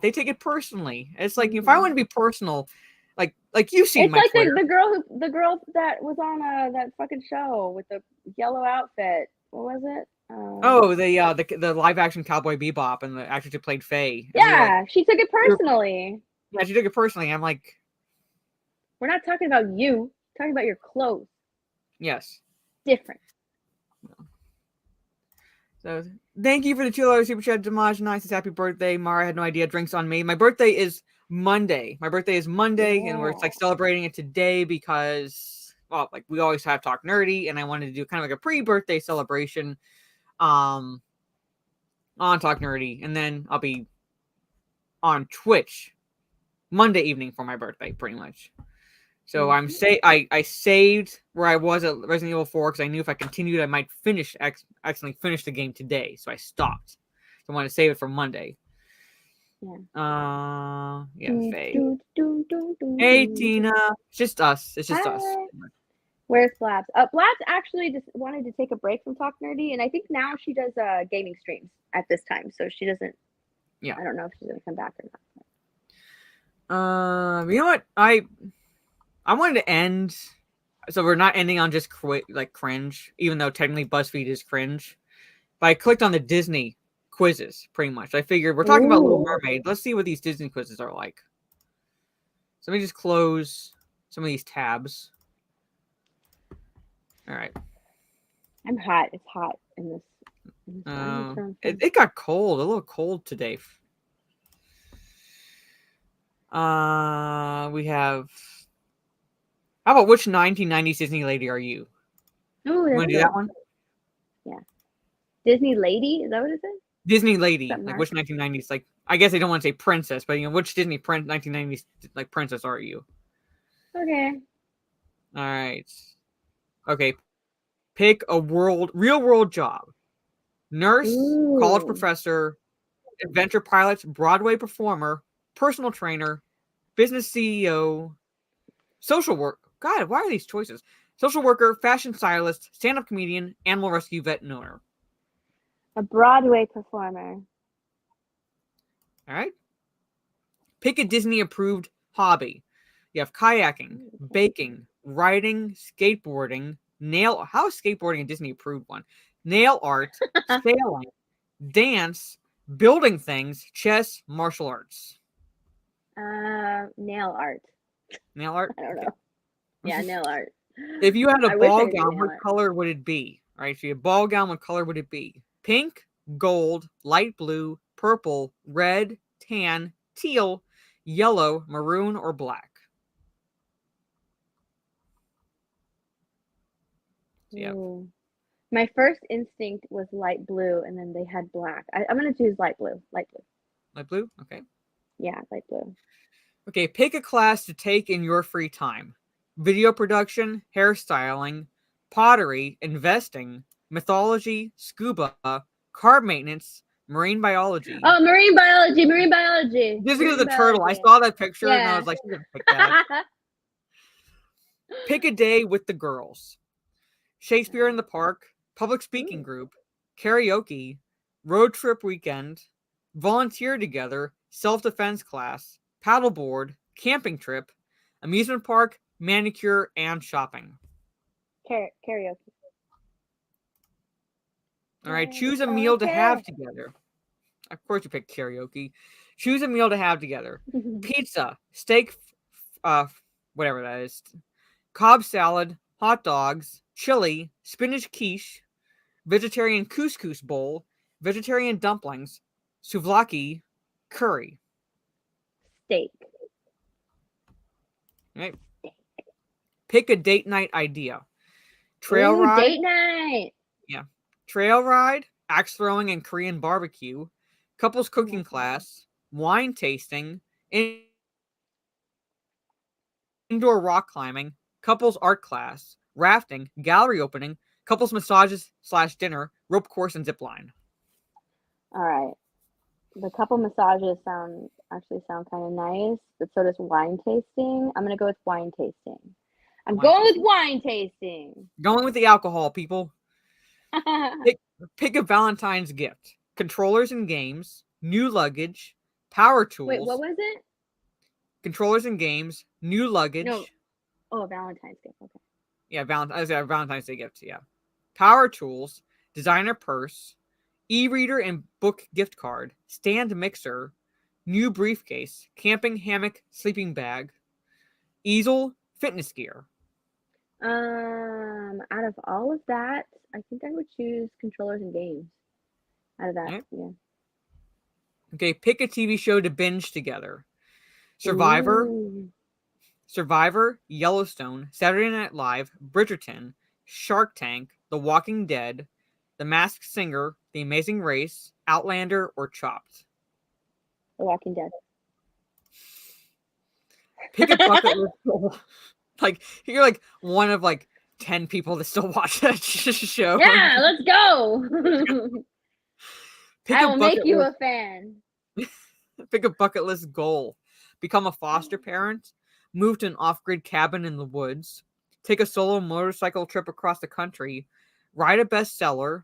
Become fluent in a new language. Have famous YouTube page. Become an influencer.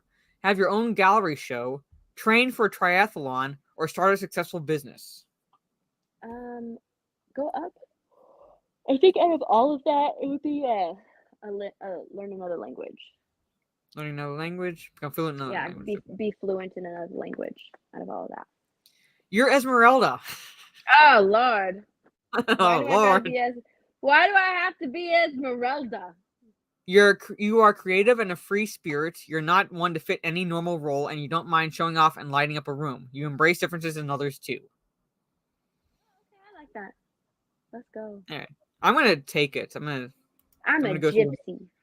All right, so pick a real world job. Well, I'm gonna be a teacher, so college professor. Disney approved hobby. I'm Martial arts. Esmeralda. If you had a ballroom gown color, what would it be? The outcast. Teal. Pick a class to take in your free time. Psychology. It's freezing on me. Oh, there it goes. Pick a day with the girls. Mama, I drink the wine. Mm. Choose a meal to have together. Oh, pizza. Dimash and I motorcycle run across the country is definitely on the list. Dude, okay, look, the reason I didn't pick motorcycles is because I've been on I got into an accident. and it was on one of those tiny motorcycles. And I went on it, I started it up and I drove, I hit a bump and I went straight into a car. It was so bad. I was like, nope, don't have balance on this. Valentine. I'm going controllers and games as well. Yeah, controllers and games. And Alberta Not a Retro. Alberta Not a Retro for $2 says, I'm with Yeah. Steph. Season 11 of The Walking Dead was great. Yeah, it was. I checked out at 5. A lot of I've people not, did okay. other than Walking Dead and some Saturday Night Live and like Survivor years ago. When I say years ago, I've not watched any of these. When Angela Kang became the showrunner, The Walking Dead got so much better. I'm gonna say Chopped. I love Chopped. I love I like the things that they're able to do with the ingredients they're given sometimes. I'm just like it's amazed. so neat. Yeah, it's so neat watching them. Like, here's a horse liver, a pile of grass, and some M&Ms. Let's see what you come up with. Yeah, pretty much. I'm Belle. Says, I'm a total bookworm. You love to read and learn about the world, but you don't simply want to see it in pages. You dream of learning hands-on. All right, I can buy that. So, you're Esmeralda and I'm Belle. Oh, you got that Stockholm syndrome. Yeah, I do. Oh my god. But anyway, it's like 11 o'clock. I wanted to end on something like, kind of fun. I figured pick a Disney quiz because we were talking about the Little Mermaid. So. Stunning and Brave Mary says, Mara likes the big hairy beast. She likes him big and she likes him hairy. Do not clip that, please.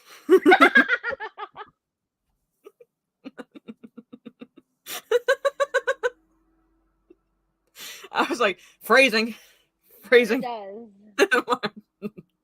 Anyway, thank you to everyone in the chat. Thank you for the birthday wishes, the super chats, and the membership gifts. Thank you so much. Thank you again, to my co-host, my chica, Steph, for talking nerdy, and we'll be on her channel next weekend. If you're able to do it, Steph, it has to be Saturday as well because we're celebrating my birthday a week from tomorrow when the family gets together, pretty much. Oh yeah. So I wouldn't be able to do it Sunday because of that reason. But it'll be on her channel next time. So she gets to pick the topics that we get to get headaches over, pretty much. Talking about pop culture and things like that. Mm-hmm. So Angela Kang turned Gabrielle into a simp for Rosita. Oh, Gabriel. Well, it's spelled Gabrielle, but Gabriel, okay. Gabriel. Into a simp for Rosita. I was glad when she died. I hated her from season 7 on. Okay. Yeah, I honestly thought Rosita was going to die a long time ago. Rosita was actually the actress that played her. She didn't do much in The Walking Dead because she was actually making other movies. But yeah, I never really liked the character of Rosita after what's his face broke up with her. After that, she kind of became insufferable. Oh yeah, when what's that character's name? I know who you're talking about because he broke up with her and got with the other chick. Yeah, she kind of became insufferable after that. I really didn't like her after that. Mm-hmm. What's up, Jean-Luc? Good night. Good night. Yeah. Good night. And Steph, let everybody know where they can find you and all that fun stuff. Yeah, you can find me on Twitch, Instagram, and Twitter, and YouTube. All at my name, my name. Mm-hmm.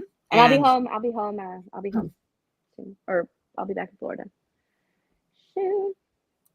All right. And I'm the one with the branding issue. Obviously, you can find me here, Jade Shadow. My Twitch is Jade_Fire. I stream over there. I also created a Kick account, which is basically like Twitch.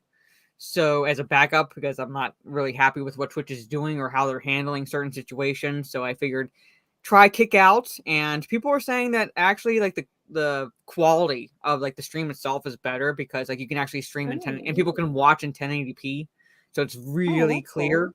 It's really clear. It's like kick.com, and it's actually easier to become affiliate than Twitch because all you need is 75 followers and 5 hours of streaming, and you basically enable subs to your channel. Oh, and I'm 27 away from the followers, and I already got the hours. So I've created as a backup. So yeah, this is my Kick. Yeah, Jade Shadow. Follow me over there if you I'm gonna be playing the OG Diablo, some more of that tomorrow on Kick, Sunday evening. And then back on. They'll basically be switching off Kick and Twitch, pretty much as I build up Kick.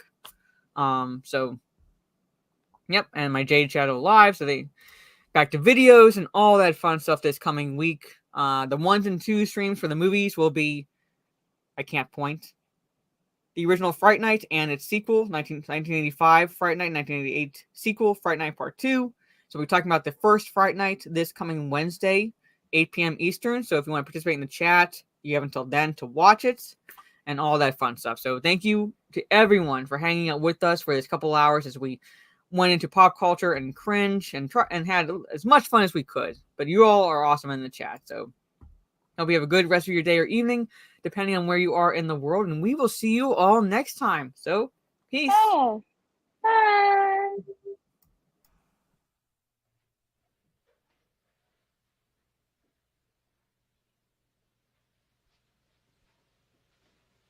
You're still here? It's over. Go home.